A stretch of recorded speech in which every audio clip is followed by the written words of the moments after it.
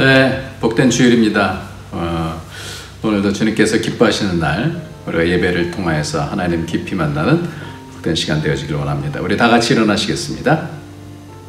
묵상으로 기도하시겠습니다. 누구든지 하나님을 사랑하노라 하고 그 형제를 미워하면 이는 거짓말하는 자니, 보는 바 그 형제를 사랑하지 아니하는 자는 보지 못하는 바 하나님을 사랑할 수 없느니라. 우리가 이 계명을 주께 받았나니 하나님을 사랑하는 자는 또한 그의 형제를 사랑할지니라. 아멘. 존귀하신 하나님 아버지, 오늘도 우리가 이 땅에서 하나님 나라를 이루며 서로 사랑하며 계명을 지키며 하나님 나라를 세워갈 수 있는 은혜 주시니 감사합니다.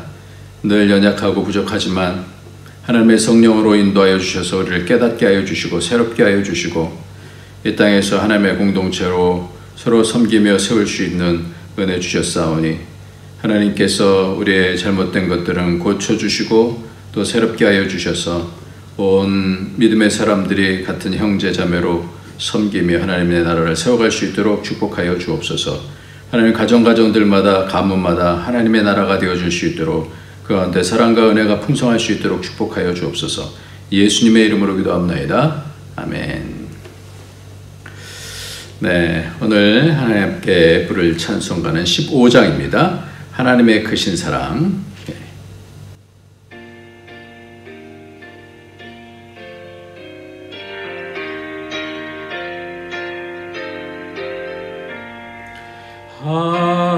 하나님의 크신 사랑 하늘에서 내리사 우리 맘에 항상 계셔 온전하게 하소서. 우리 주는 자비하사 사랑 무한하시니 두려워서 떠는 자를 구원하여 주소서. 걱정 근심 많은 자를 성령 감화하시며 복과 은혜 사랑받아 평안하게 하소서. 처음과 끝이 되신 주님 항상 인도하시소. 마귀 유혹 받는 것을 속히 끊게 하소서. 전능하신 아버지여 주의 능력 주시고 우리 맘에 임하셔서 떠나가지 마소서. 주께 영광 항상 돌려 천사처럼 섬기며 주의 사랑 영영토록 찬송하게 하소서. 우리들이 거듭나서 흠이 없게 하시고 주의 크신 구원받아 온전하게 하소서. 영광에서 영광으로 천국까지 이르러 크신 사랑 감격하여 경배하게 하소서. 아멘. 오늘도 우리가 하나님 앞에서 복된 은혜를 받은 자로서 살지만 그 은혜를 은혜로 알지 못하고 갚지 못하고 내 마음과 내 뜻과 내 생각과 이 세상 방식대로 살았던 것들, 그래서 점점 우리가 하나님 나라가 이루어져야 되는데 그렇지 못하고 마음속에 있는 욕심을 따라서 살았던 죄악들, 오늘 이 시간에 돌이켜서 하나님께서 주시는 은혜를 경험할 수 있어야 될 줄 압니다. 이 시간에 다 같이 회개하면서 주님의 보혈의 피로 우리의 심령을, 가정을, 교회를 덮어주셔서 악한 영에 정죄받지 않게 하시고 다시 성령의 인도함을 통하여서 천국을 이룰 수 있도록 이 시간에 강력하신 예수 그리스도의 보혈로 씻어달라고 우리 다 같이 회개하면서 주 앞으로 가도록 하겠습니다.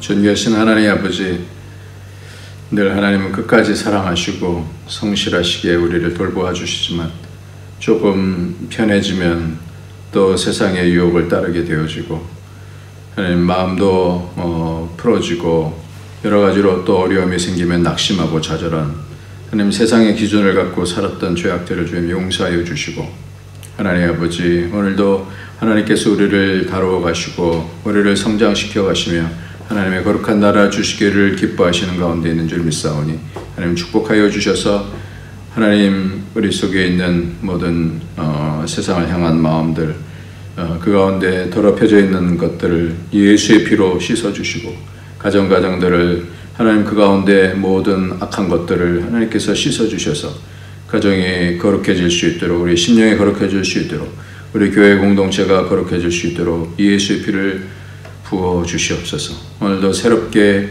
하나님 예수 그리스도 안에서 시작하기를 원하오니 하나님의 악한 사단의 권세가 휘두르지 못하도록 예수의 피로 덮어주셔서 그리스도로 이 땅에서 승리하시는 우리 주님의 뜻을 따라서 오늘도 하나님 나라를 세울 수 있는 거룩한 공동체가 되어갈 수 있도록 축복하여 주옵소서. 예수님의 이름으로 기도합나이다. 아멘. 네, 오늘은 하나님의 말씀 누가복음 15장 말씀입니다. 누가복음 15장 25절부터 32절까지 말씀입니다. 오늘은 이 탕자의 형의 구원은 이렇게 말씀의 제목으로 삼았는데 탕자의 형에 대한 부분을 말씀을 같이 나누겠습니다. 25절부터 같이 읽습니다. 시작. 마다들은 밭에 있다가 돌아와 집에 가까이 왔을 때 풍악과 춤추는 소리를 듣고 한 종을 불러 이 무슨 일인가 물은데 대답하되 당신의 동생이 돌아왔음에 당신의 아버지가 건강한 그를 다시 맞아들이게 됨으로 인하여 살찐 송아지를 잡았나이다 하니 그가 노하여 들어가고자 하지 아니하거늘 아버지가 나와서 권한대 아버지께 대답하여 이르되 내가 여러 해 아버지를 섬겨 명을 어김이 없거늘 내게는 염소 새끼라도 주어 나와 내 벗으로 즐기게 하신 일이 없더니 아버지의 살림을 창녀들과 함께 삼켜버린 이 아들이 돌아오매 이를 위하여 살찐 송아지를 잡으셨나이다. 아버지가 이르되 예 너는 항상 나와 함께 있으니 내 것이 다 네 것이로되 이 내 동생은 죽었다가 다 살아났으며 내가 잃었다가 얻었기로 우리가 즐거워하고 기뻐하는 것이 마땅하다 하니라. 아멘. 예, 오늘은 지난주에 이제 탕자에 대한 말씀을 같이 나누었고요. 이 세 가지 비유가 있죠. 하나는 100마리 양 중에서 잃어버린 한 마리 양에 대한 부분과 또 드라크마 10개 중에서 하나를 잃어버렸던 것에 대해서 말씀을 나눴습니다. 그래서 그것이 점점 좁혀진다 말씀했습니다.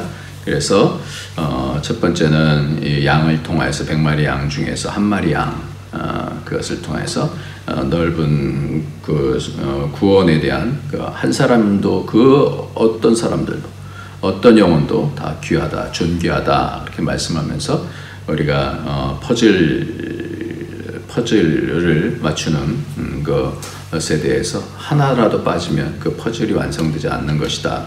한 사람 한 사람이 다 하나님의 형상으로 존귀하게 다 모두 다 하나님의 자녀들은 다 하나님의 형상으로 됐기 때문에 그 존귀한 것을 때문에 기뻐했다, 잔치를 벌였다 말씀을 했고요. 그리고 그 드라크마 같은 경우는 신부와 신랑과의 관계, 교회와 그리스도의 관계다 이렇게 말씀을 했고, 오늘은 지난주에 이어서 이 탕자가 돌아왔을 때, 아들이 다시 돌아왔을 때 다시 아들로서 기뻐했던 그 아버지. 그런데 이제 맏아들이 어떻게 그 가운데서 동생을 받아들이는지, 밀쳐내는지 이런 부분들에서 같이 말씀을 나누려고 합니다. 이 25절 말씀을 보면 맏아들은 밭에 있다가 이렇게 말씀해요. 돌아와 집에 가까이 왔을 때.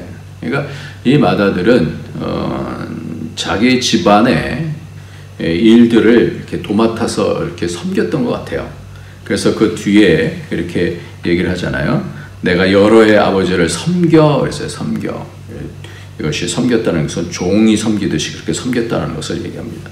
그러니까 이렇게 맏아들은 밭에 있다가 열심히 수고를 한 거예요.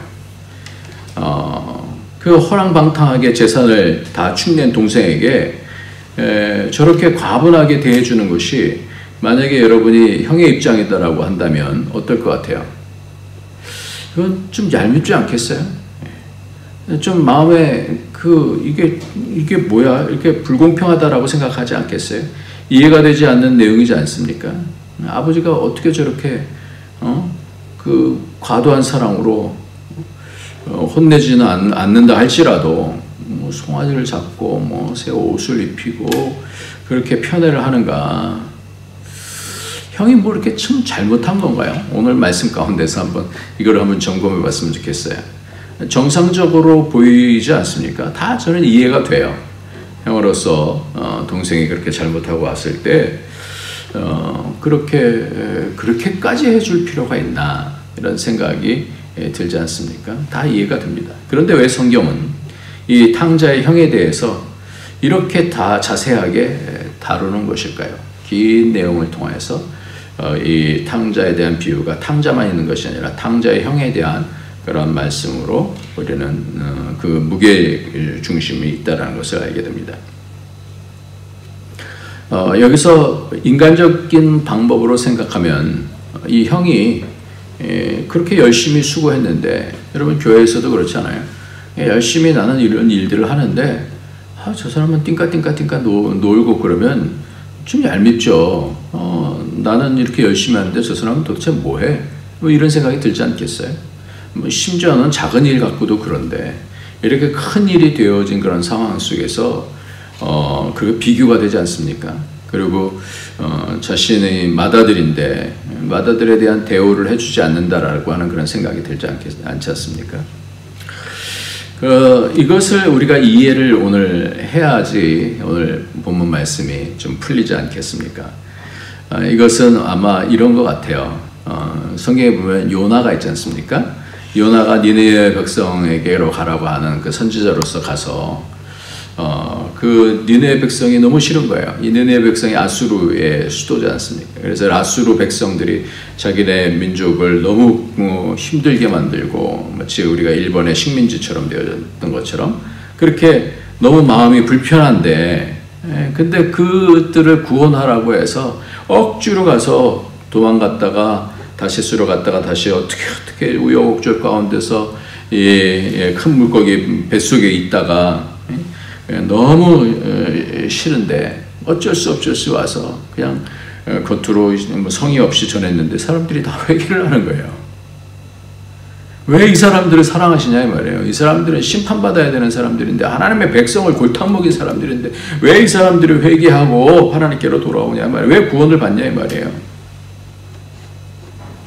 그래서 요나서 3장 1절 보면 요나가 매우 싫어하고 성내며, 그래서 3절부터 보면 여호와여 원하건대 이제 내 생명을 거두어 가소서, 사는 것보다 죽는 것이 내게 나음이니라 하니 여호와께서 이르시되 내가 성내는 것이 옳으냐 하시니라. 옳죠. 요나가 성읍에서 나아가서 그 성읍 동쪽에 앉아 거기서 자기를 위하여 초막을 짓고 그 성읍에 무슨 일이 일어나는가를 보려고 그 그늘 아래에 앉았더라. 하나님 여호와께서 박넝쿨을 예비하사 요나를 가리게 하셨으니 이는 그의 머리를 위하여 그늘이 지게 하며 그의 괴로움을 면하게 하려 하심이더라. 요나가 박넝쿨로 말미암아 크게 기뻐하였더니 하나님이 벌레를 예비하사 이튿날 새벽에 그 박넝쿨을 갉아먹게 하심에 시드니라. 해가 뜰 때에 하나님이 뜨거운 동풍을 예비하셨고 해는 요나의 머리에 쪼임에 요나가 혼미하여 스스로 죽기를 구하여 이르되 사는 것보다 죽는 것이 내게 나으니이다 하니라. 하나님이 요나에게 이르시되 내가 이 박넝쿨로 말미암아 성내는 것이 어찌 옳으냐 하시니 그가 대답하되 내가 성내어 죽기까지 할지라도 옳으니이다 하니라. 여호와께서 이르시되 내가 수고도 아니하고 재배도 아니하고 하룻밤에 났다가 하룻밤에 말라버린 이 박넝쿨을 아꼈거든. 하물며 이 큰 성읍 니느웨에는 좌우를 분별하지 못하는 자가 12만 명이요 가축도 많이 있나니 내가 어찌 아끼지 아니하겠느냐 하시니라. 이렇게 내 마음속에서는 불편한 그런 사람들이 구원을 받는 것에 대해서 이 요나가 죽기까지라도 성을 내면서 죽기까지 할지라도 옳습니다 그러잖아요. 그러니까 조그만 내게 그 박넝쿨을 통해서 좀 위안이 된 것을 그렇게 크게 기뻐하는데 그렇게 아꼈는데 하물며 이 큰 성읍 니느웨를 주님께서 구원하려고 하시는 것이 마땅치 않냐. 성경에는 여러 가지로 어떻게 보면 이해가 되는데 어떻게 보면 불공평한 사건들이 많이 나와요. 성경의 마태복음 20장에 보면 포도원 주인이 사람들을 아침부터 불러요. 한번 읽어보겠습니다. 8절에 저물매 포도원 주인이 청지에게 이르되 품꾼들을 불러 나중 온 자부터 시작하여 먼저 온 자까지 삭슬 주라 하니 제 11시에 온 자들이 와서 한 데나리온 식을 받거늘 먼저 온 자들이 와서 더 받을 줄 알았더니 그들도 한 데나리온씩 받는지라. 받은 후 집주인을 원망하여 이르되 나중 온 사람들은 1시간밖에 일하지 아니하였거늘 그들은 종일 수고하며 더위를 견디는 우리가 갖게 하였나이다. 그러니까 이런 것이 어떻게 보면 너무너무 당연하지 않아요. 우리 세상에서도 이런 것 때문에 엄청나게 싸우지 않습니까? 불공평하다는 거예요. 우리가 더 많이 일하지 않았느냐라는 거예요.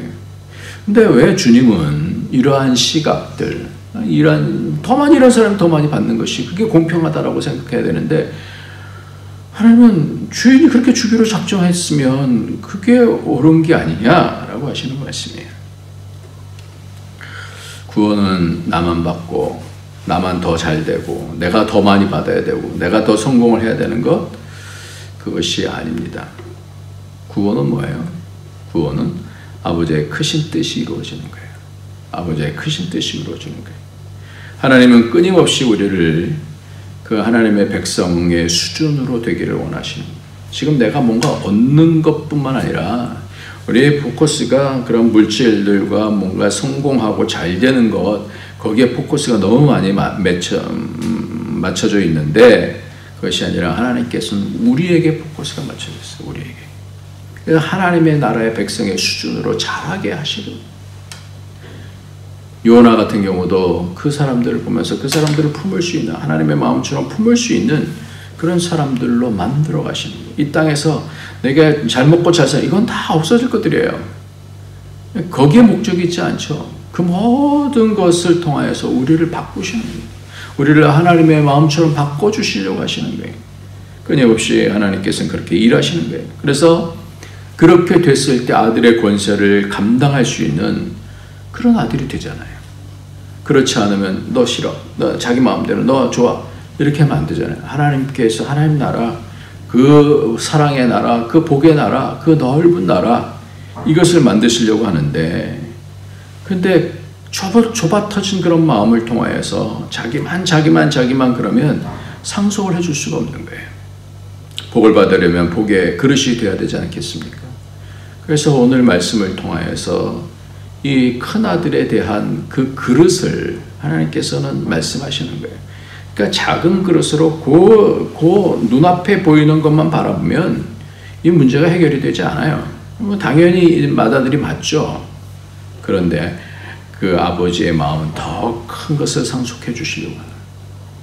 그러니까 눈앞에 있는 조그만 것들을 좀 넉넉하게 봐야 되는데, 그런데 이 아들은 아버지보다도 그 재산이 많이 보이는 거예요. 재산이. 아버지를 얻지 못하고, 아버지의 마음을 얻지 못하고, 아버지의 마음의 그 깊은 그 사랑의 그 크심을 보지 못하고, 그러니까 눈앞에 있는 것들, 내 생각의 틀 속에서 그렇게 생각을 하는 겁니다. 그러니까 구원이다라는 것은, 영생이다라는 것은 하나님과 그의 보내신 자 예수 그리스도를 아는 것이다. 아는 것. 그러니까 우리가 이 땅에서 구원이다라는 것이 뭐냐? 하나님의 그 크신 사랑을 배워서 그 크신 사랑의 그 넓이와 깊이와 높이와 그 영원한 것에 대해서 우리가 조금씩 그 비밀을 알아가는 것이, 그것이 구원이지 않습니까? 내가 카운트하는 그런 삶보다 하나님 아버지께서 준비하신 삶이 얼마나 더 큰 영화롭고 영광스러운 것인지, 그것을 위해서 희생할 줄 알고 그것 때문에 그것을 바라보면서 당당하게 이 땅에서 살아나가는 그런 하나님의 아들들의 모습들이 이렇게 보여져야 되지 않습니까? 망에서 돌아온 동생 탕자에 대한 자비심이라고는 전혀 없이 적개심으로 보이는 냉정한 모습, 그 동생을 기쁨으로 맞이하는 아버지에 대한 분노심과 상대적 우월감과 인정받고 싶은 강한 욕구를 보유한 형이야말로 진정한 탕자일 수 있다는 게, 그것을 통해서 잃어버리는, 아버지를 잃어버리는. 겉으로는 율법을 다 지키는 사람으로 드러나길 바라면서 고상한 척하는, 지금 그 15장 1절에 보면 모든 세리와 죄인들이 말씀을 드리러 가까이 오니 바리새인과 서기관들이 수군거리며 이르되 이 사람이 죄인을 영접하고 음식을 같이 먹는다, 이러는 거예요. 바리새인과 서기관들의 모습, 탕자의 형의 모습과 이렇게 오버랩이 되지 않습니까? 신앙의 수준에서 이 관문이 매우 중요한 관문인 것 같아요. 신앙이다라는 것은 내 눈앞에 있는 것, 이 땅에 있는 삶으로 끝나지는 것이 아니라 그 영원한 상속을 받는 그 믿음을 가지고 사는 것이잖아요. 그러니까 믿음이 그래서 너무너무 중요한 거예요. 그러니까 히브리서 11장 23절부터 보면 믿음으로 모세가 낳았을 때 그 부모가 아름다운 아이임을 보고 석 달 동안 숨겨 왕의 명령을 무수하지 아니하며 믿음으로 모세는 장성하여 바로의 공주의 아들이라 칭함받기를 뭐예요? 거절하고 도리어 하나님의 백성과 함께 고난받기를 잠시 죄악의 낙을 누리는 것보다 더 좋아하고 그리스도를 위하여 받는 수모를 애굽의 모든 부하보다 더 큰 재물로 여겼으니 이는 상주심을 바라봅니다. 그러니까 그 상속에 대한 거예요. 이 상속을 아는 자는 더 큰 것을 받기 때문에 눈앞에 있는 것에 일희일비하지 않습니까? 하나님께서 더 좋은 것, 이런 걸 주시려고 하시는 거구나. 그러니까 그거를 경험을 하면서 하나님을 알아가는 것이죠. 만약에 그렇지 않다면 모세는 멍청한 믿음을 선택한 것이 되지 않습니까? 그러니까 우리가 이것이 비밀이죠. 하나님 나라의 믿음이라는 것은 하나님 나라의 비밀이에요. 비밀. 그러니까 오늘도 하나님 나라의 비밀을 가르쳐 주시는 거예요. 눈앞에 보이는 것에 대한 내가 일 더 많이 했는데, 이게 아니라 그 하나님의 그 영광의 나라를 바라보면서 이것이 하나님 앞에 쓰임받는다라는 것이 너무나 소중하다라는 것을 그걸로 이겨내지 않으면 사람들이 믿고 원망스럽고 나만 뭐 이렇게 고생해야 되는가, 나만 이렇게 힘들어야 되는가 비교하고 시기하다가 그 그릇이 안 되는 거죠. 이 땅에서 뭔가 좀 어려움 당하면 낙심하고 좌절하고 나만 미워하시나, 아니죠. 나를 사랑하시기 때문에 하나님께서 연단시켜 주시고 훈련시켜 주신다는 것을 알 때에, 그때에 우리가 진정으로 그것을 알게 될 때 참 믿음으로 연단을 받게 되어주고 그 가운데서 넉넉하게 이겨나갈 수 있는 것이죠. 그러니까 믿음이다라는 것이 가장 큰 특징이 그 복이란 말이죠. 믿음의 복이에요. 그러니까 그것을 알게 되어지면 그 사람이 넉넉해져요. 근데 그런 여러 가지 어려움의 상황이 왔을 때 세상적인 판단으로만 판단하게 되어지면 그게 안 보이거든요. 그러니까 나는 실패한 사람 같고 낙심한 사람 같고 좌절하게 되어지고 공황장애 빠지게 되고 힘들어하게 되어지고 그럴 수밖에 없죠. 그러니까 믿음이 얼마나 큰 덕인지 몰라요. 덕을 영어로는 excellence라고 하는데 탁월한 거라는 거예요. 탁월한 거. 구원을 받았는지 안 받았는지에 대한 비밀이 오늘 이 말씀 가운데서 있어요. 오늘 말씀에서 이 형은 바리새인과 서기관들의 모습이라고 했지 않습니까? 나는 구원받은 자라고 생각하는 그런 사람들이라는 거예요. 세인과 죄인들은 탕자와 같은 동생들로 구원받지 못한 자라고 생각한 것이겠죠. 근데 성경은 오히려 뭐라고 말씀하는가? 요한일서 3장 11절 14절 보면 우리는 서로 사랑할지니 이는 너희가 처음부터 들은 소식이라. 가인과 같이 하지 말라. 그는 악한 자에게 속하여 아우를 죽였으니 어떤 이유로 죽였는가?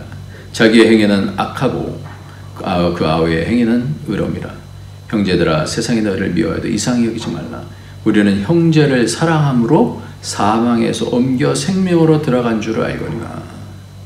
사랑하지 아니하는 자는 사망에 머물러 있느니라. 미워하면요, 사망 속에서 있는 거예요. 평생토록 미워하고 시기하고 원망하고 아파하고, 그러면 지옥이에요. 지옥, 사망 가운데 있는 거예요. 그런데 이것이 구원받았는지 아는 것은 뭐냐면 하나님 아버지의 마음을 알아서 불쌍히 여기죠. 불쌍히. 그 동생을 불쌍히 여길 수 있는, 죽었다가 살아났구나. 내 동생이 죽었다가 살아났구나. 잃었다가 얻었구나. 아버지가 저렇게 기뻐하시니까 나도 참 기뻐. 나도 참 기쁘다. 같이 살잖아요. 그럼 같이 살잖아요. 실제로 바리새인들과 서기관들은 구원으로부터 떨어져 나가게 됩니다. 진짜 구원은 뭐냐? 하나님의 아버지의 마음을 아는 거예요. 그래서 그것을 알고 그 그릇이 되는 게 그게 구원이지 않아요. 하나님 아버지를 진정으로 하나님의 그 깊은 사랑을 아는 거예요. 그래야지 그게 구원이죠. 구원이 뭐겠어요?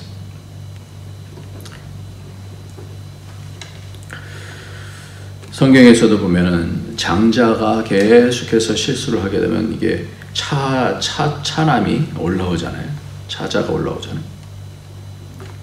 그래서 르벤이 장자인데 뭐 말할 것도 없이 뭐 이스마엘, 이삭, 또 에서, 야곱 뭐 다 그렇잖아요. 근데 야곱의 아들들 중에서도 르벤이 장자인데 역대상 5장 1절부터 2절까지 보면 이스라엘의 장자 루벤의 아들은 이러하니라. 루벤은 장자라도 그의 아버지의 침상을 더럽혔으므로 장자의 명분이 이스라엘의 아들 요셉의 자손에게로 돌아가서 족보의 장자의 명분대로 기록되지 못하였느니라. 유다는 형제보다 뛰어나고 주권자가 유다에게서 났으나 장자의 명분은 어디에? 요셉에게 있느니라. 그랬어요. 요셉에게. 유다는 형제보다 뛰어나서 어떻게 돼요? 주권자가 유다에게서 났다. 이렇게 말씀하고 있어요. 그래서 창세기 37장에 보면 이 형들이 다 요셉을 죽이려고 할 때 창세기 37장 26절에 유다가 자기 형제에게 이르되 우리가 우리 동생을 죽이고 그의 피를 덮어둔들 무엇이 유익할까? 자, 그가 이스마엘 사람들에게 팔고 그를 이스마엘 사람들에게 팔고 우리가 그에게 손을 대지 말자. 그는 우리의 동생이요 우리의 혈육이니라 하며 그 형제들이 청종하였더라. 그러니까 때때로 이러한 그 죽음 가운데서 구원하는 거잖아요. 실제로 창세기 44장에 보면 그 베냐민이 이제 그 애굽에서 잡혀서 인질로 있게 되어지니까 그렇게 되면 우리 아버지가 그 얻은 그 청년이 있는데 그 형은 죽고 그 어머니가 남긴 것이 이 베냐민밖에 없다라는 거예요. 아버지가 그를 사랑해서 만약에 재해가 그의 몸에 미치면 아버지가 수월로 내려가게 될 수밖에 없습니다. 그러면서 아버지가 아이가 없음을 보고 죽을 것인데 이와 같이 되면 종들이 주의 종 우리 아버지의 흰머리로 슬퍼하며 수월로 내려가게 함이니이다. 그러면서 하는 얘기가 32절 말씀에 주의 종이 내 아버지에게 아이를 담보하기를 내가 이를 아버지께로 돌아오지 아니하면 영영이 아버지께 죄짐을 지으리니 내가 담보하겠습니다. 인질로 내가 잡히겠습니다. 그러니까 엉엉 울죠. 그렇게 해서 유다의 지파로 주권자 예수님께서 오시지 않습니까? 이렇게 우리에게 이 가문을 만들어 가야 되는 그런 복이 있어야 돼요. 부부가 서로 나아져야 됩니다. 남자가 여자가 서로 하나님의 뜻을 가지고 나아져야 돼요. 이것이 평생 가면 그게 지옥이 되어지죠. 하나님 나라가 이루어지지 않습니다. 그러니까 세상에 있는 그 기준으로 서로 싸우고 그러다 보면 정말 그렇게 되어져요. 이번에도 그 이름을 얘기해서 그렇습니다만은 서세원 씨가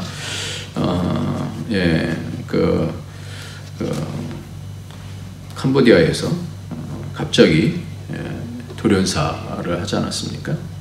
그 부인 이정희 씨하고 이연예인하고 같이 뭐 이렇게, 그러니까 둘 다 유명한 연예인들이니까 그런 내용들에 대해서 거의 다 알지 않습니까? 그런데 어떻게 해서든지 억지로 이 서정희 씨가 욕심이죠. 그것도 하나님의 부르심으로 사명으로 해야 되는데 남편을 목사로 만들어야 되겠다. 억지로 만들어내는 거예요. 하나님의 뜻으로 서로 나아지는 것이 아니라, 그러면서 나중에 그런 얘기를 해요. 이 서정희 씨가 나는 갑자기 느닷없이 이렇게 화를 내는 그런 것이 있다. 이렇게 그러면서 나도 잘못한 것이 있다. 얘기를 하는 거예요. 그러면서 불같이 화를 내기도 하고 또 냉정하게 얼음장처럼 냉정하게 대하게 됐다. 그런 얘기를 하는 거예요.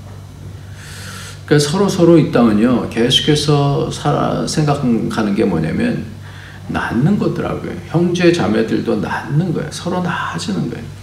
그러니까 가장 마음에 참 뭐랄까요, 끊임없이 생각을 해야 되는 게 하나님께서 형제로 또 자매로 남매로 이렇게 주셨는데 계속해서 서로가 서로를 낳아줘야 되는데 그것이 잘 안 되게 되어지면 그게 뭐 서로 남남처럼 살게 되지 않습니까? 그러니까 이 하나님 아버지의 마음은 온 이 가문이 하나님 나라가 되어지는 거 아니에요? 그러니까 아버지의 마음이 그거 아니에요? 아버지의 마음. 그러니까 나이가 들어가면서 그런 생각이 많이 들어요. 조카들이 여러 가지로 어려움이 있을 때 그 부분에 대해서 조카들이 어려움이 있는 부분들에 대해서 빈정거리지 아니하고 불쌍히 여기고 도와주려고 하고 마음을 쓰고 받아줘야 된다. 받아줘. 우리 가족 안에서는 무슨 얘기를 하든지 다 받아줘야 된다. 이런 생각이 많이 들어가요. 그냥 낳는 거죠. 그래서 하나님께서 아들을 낳고 형은 동생을 낳는 거예요. 아들은 아버지께로부터 나아져야 되는 거예요. 아버지의 마음을, 깊은 마음을 알아가는 거지 않습니까? 그러니까 어려움이 되면 어려움이 될수록 그것이 기회라는 생각이 들어요. 기회라는 생각이. 그래서 요즘 아들들과 같이 좀 이렇게 얘기를 하는데 더 나아지는 것 같아요. 더 아들이 아빠한테 여러 가지로 문의를 하게 되어주고 아들의 아픔들에 대해서 같이 기도하게 되어주고 또 어떻게 할지 이야기를 해주면 하나님의 마음이 어떻다라는 것을 얘기해주면 그런 것 같아요. 제가 학교에서 일하는데 학교에서 일할 때에도 마찬가지인 것 같아요. 내가 누구를 위해서 일할 것인가. 물론 이제 여러 가지 단계들이 있으니까 그런 부분들에 대해서 우리가 서로 존중해주고 또 그래야죠. 그런데 결정적으로는 우리가 다 누구 앞에 있어요? 하나님 앞에 있는 거예요. 그러니까 하나님 앞에서 성실하게 하면 되는데 그래서 이 아들은 어떤 생각을 했냐면 오늘 말씀 가운데서도 그렇게 말씀하고 있어요. 맏아들이 뭐라고 했냐면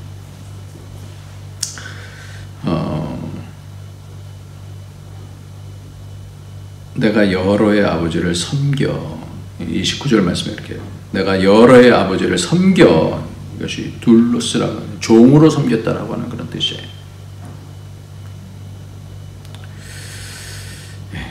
그리고 그거밖에 없는 거예요. 그러니까 섬긴 이유가 결국은 충성스러운 건 맞죠. 성실하게 한 건 맞아요. 그런데 종의 마음을 하는 거예요. 요한복음 8장 35절에 이런 말씀이 있어요. 종은 영원히 집에 거하지 못하되 아들은 영원히 거하나니. 그러니까 아들로서의 주님의 나라를 세울 것인지, 교회에서도 마찬가지예요. 아들로서의 그 일을 감당할 것인지, 아니면 남 눈치 보면서 그렇게 할 것인지. 하나님 아버지의 나라가 잘 되는 것이 기뻐지. 진정으로 가족이 되면 서로 잘 되는 것이 기쁘잖아요. 그래서 이 형이라는 것은 오래 된 사람을 얘기하잖아요. 교회에서도 오래되었든지 나이가 있든지 아니면 그런 수준에 맞는 그런 자람이 있어야 되잖아요. 그래서 히브리서 5장 12절에 보면 때가 오래되었으므로 너희가 마땅히 선생이 되었을 터인데 너희가 다시 하나님의 말씀에 초보에 대하여 누구에게 가르침을 받아야 할 처지이니 단단한 식물은 못 먹고 젖이나 먹어야 할 자가 되었도다. 이는 젖을 먹는 자마다 어린아이니 의의 말씀을 경험하지 못한 자여 단단한 식물은 장성한 자의 것이니 그들은 지각을 사용으로 연단을 받아 선악을 분별하는 자들이니라. 그러니까 잘하면 자라갈수록 그런 것에 대한 아버지의 마음을 잘 알고 이럴 때 다 품을 수 있는 불쌍히 여겨주고 연약한 사람들을 돌봐주고 나이가 들면 들수록 그렇게 보이지 않아요. 아이들이 이렇게 예쁜지 모르겠어요. 학교에서 보면 아이들이 너무너무 예뻐요. 아이들이 예뻐요.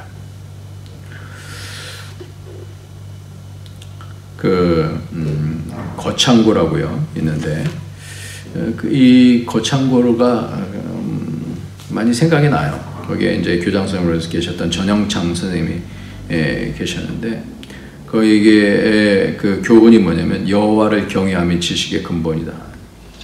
그러면서 교훈 아래 빛과 소금이 되라고 그렇게 가르칩니다.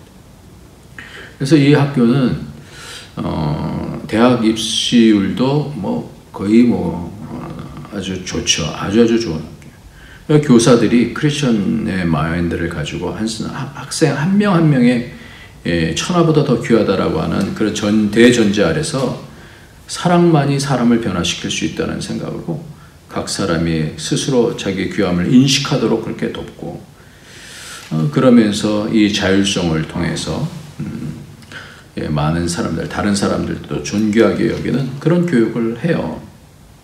그리고 하나님께서 우리에게 이 땅을 보내주셨다는 것을 알아서 직업을 선택할 때 첫 번째가 월급이 적은 쪽을 택하라. 두 번째가 내가 원하는 것이 아니라 나를 필요로 하는 것을 택하라. 세 번째 승진의 기회가 거의 없는 것을 택하라. 네 번째 무슨 조건이 갖추어진 것을 피하고 처음부터 시작해야 하는 황무지를 택하라. 다섯 번째 앞을 다투어 모이는 곳은 절대 가지 마라. 아무도 가지 않는 곳으로 가라. 여섯 번째 장래성이 전혀 없다고 생각하는 곳을 가라. 사회적 존경을 받는 것을 바라볼 수 없는 곳으로 가라. 한가운데가 아니라 가장자리로 가라. 부모나 아내나 약혼자가 결사반대하는 곳이면 틀림없다. 의심치 말고 가라. 왕관이 아니라 단두대가 기다리고 있는 곳으로 가라. 너무 좀 극단적이긴 하지만 좀 귀한 거죠. 그러니까 뭔가 하나님 앞에서의 당당함이 있잖아요. 그러니까 여기서 나오는 학생들이 굉장히 많은 영향력을 많이 끼쳤어요. 대학을 졸업하고 고고학자를 꿈꾸던 청년이 있었어요. 경제 대공황으로 경기가 어려워져 직장을 구할 수 없었던 이 청년은 비록 청소미화원일지라도 박물관에서 일을 하고 싶어 지원을 했습니다. 매일 콧노래를 부르며 즐겁게 청소하던 청년을 유심히 지켜보던 관장이 하루는 무리한 질문을 했어요. 좋은 대학 나와서 청소부나 하고 있는데 뭐가 그렇게 즐거운가? 제가 닦고 있는 것은 제가 너무도 사랑하는 박물관인 바닥이어서요. 청년의 꿈과 성실성에 탄복한 관장은 다음 날 바로 정직원으로 승진시켰습니다. 청년은 마침내 원하던 고고학 연구를 시작했고 휴가도 화석을 볼 수 있는 곳으로만 떠났습니다. 몇 년 뒤 청년은 미국 최고의 고고학자로 명성을 날렸습니다. 뉴욕 자연사 박물관의 관장까지 역임한 로이 제프만 박사의 이야기입니다. 하나님께서 주신 것, 내게 주신 사명을 따라서 그것을 성실하게 섬겨나가고 그리고 관계 속에서 하나님께서 주신 사람들인 줄 알고 하나님의 마음을 잡고 사는 거예요. 말씀을 마치겠습니다. 오늘 말씀 가운데서 우리가 좀 많이 생각해야 되는 것은 가족에 대한 거예요. 형제에 대한 거예요. 형제들이 점점 우리가 서로 나아지는가? 그래서 하나님 나라를 만드는 것인가? 가족의 퍼즐에서 여러분의 가족들은, 형제는 어떤가요? 어떤 그림이 지금 그려지고 있나요? 계속해서 우리 가운데 서로가 서로를, 형이 동생을 낳고 그렇게 나아져서 천국을 이루는, 그렇게 참 모든 가문들이 하나님의 가문으로 되어지는, 그래서 하나님의 영광을 바라보면서 긍휼히 여겨주고 받아주고 축복하고 안내해주는 그런 복된 가문들 되어지기를 예수 그리스도의 이름으로 축원합니다. 기도합시다. 하나님 아버지 감사합니다. 하나님께서 오늘도 주신 말씀을 따라서 이 땅에 어떻게 하나님 나라로 세워지는 것이 어떻게 이루어지는지 아버지의 마음을 잘 알고 아버지께서 기뻐하시는 그 큰 그림을 볼 수 있는 그러한 자들 되게 하여 주셔서 가정에서 가문에서 서로 섬김이 형제를 사랑하며 하나님 이 땅에 세상 논리로 살지 아니하고 하나님 논리로 점점 분명하게 하나님의 논리로 살아갈 수 있는 그런 복이 넘칠 수 있도록 축복하여 주옵소서. 예수님의 이름으로 기도합나이다. 아멘. 우리 찬송 부르시겠습니다. 찬송가는 220장입니다. 찬송가 220장 사랑하는 주님 앞에.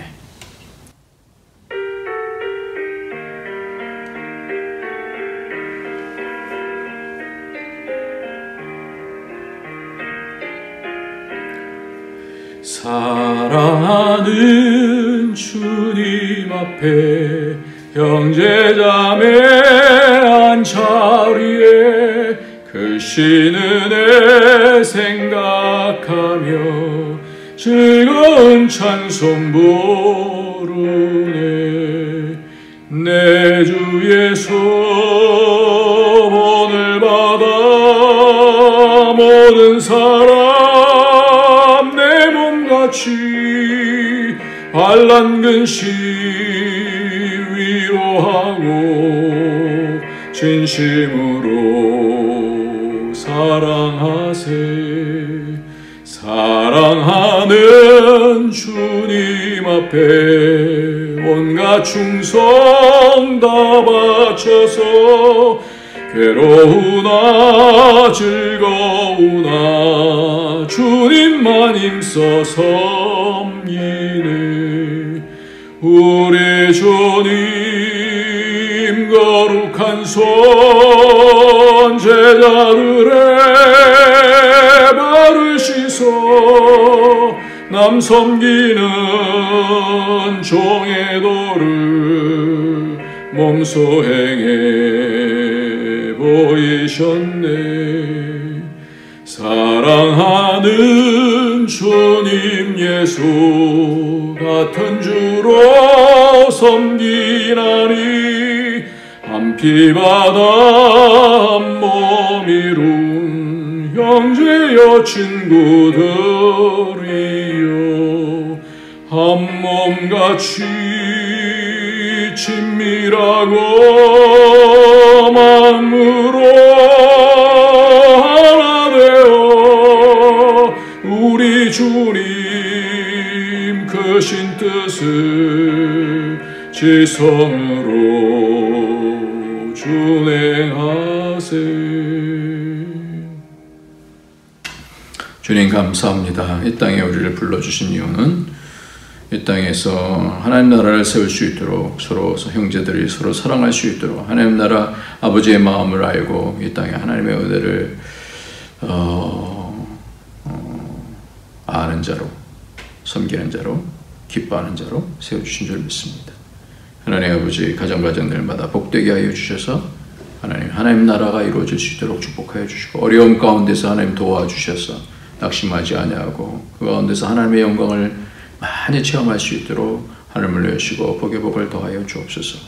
아픈 것을 하나님께서 거룩하신 그리스도 예수의 이름으로 치료하여 주시고 하나님 아버지 때마다 일마다 하나님 가까이 가게 하여 주시고 어떤 상황 속에서 하나님 때문에 즐거워하고 이겨나갈 수 있도록 치료의 광선을 부어주시옵소서. 하나님께서 우리 가운데 거하여 주심을 감사합니다. 우리의 영광을 받아주시는 줄 믿습니다.